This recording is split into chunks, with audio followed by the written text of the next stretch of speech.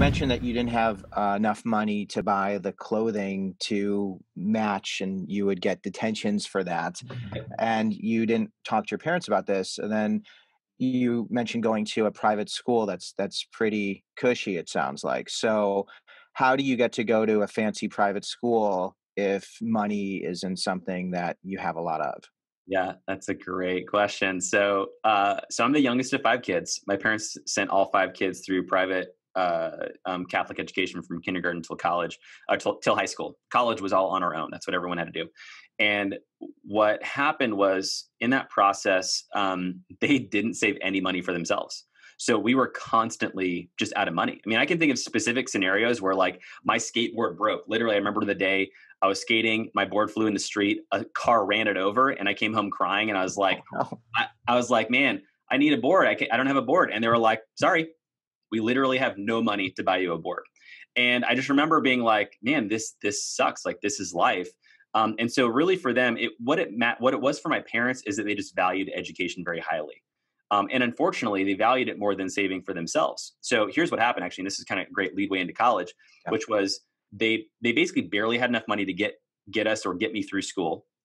And then when it went into my senior year or junior senior year, I was like, I need to get a scholarship. Like I need to get into college that I can somehow support myself because I don't want my parents to follow my parents.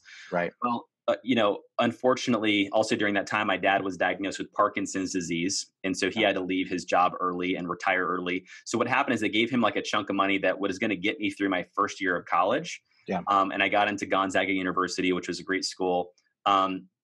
And what this was, I think it's kind of funny. It taught me my first skill of negotiation, which is really interesting that I got into sales. I remember, and I don't know if this might be helpful for students to know that you can negotiate financial aid. I didn't know this until I tried.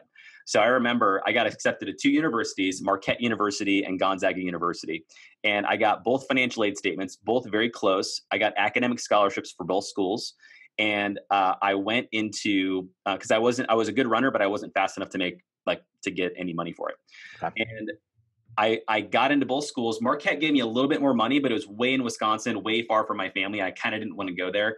Yeah. Gonzaga was a little bit better fit, but they just weren't giving me as much money. So I went to go visit the school. I brought both financial aid packets and I said, hey, Marquette's giving me this much money. Here's how much money you're giving me.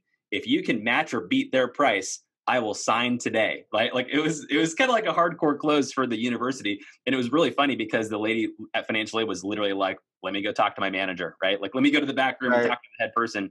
And then they came back and they're like, well, you're in luck. We have some extra financial aid money. So we're going to bump up your academic scholarship from like 5,000 to 10,000 a year, whatever it was. Right.